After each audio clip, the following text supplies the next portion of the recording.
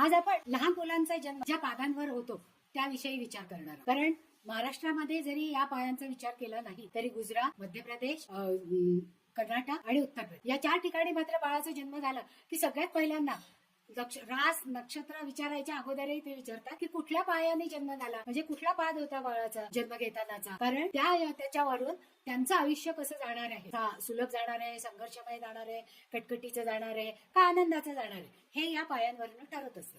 त्याच्यामुळे पालकांच्या विशिष्ट कल्पना असतात. त्याच्यासाठी सुवर्णपाद, रजतपाद, ताम्रपाद आणि लोहपाद हे 4 पादाने जन्म होतो.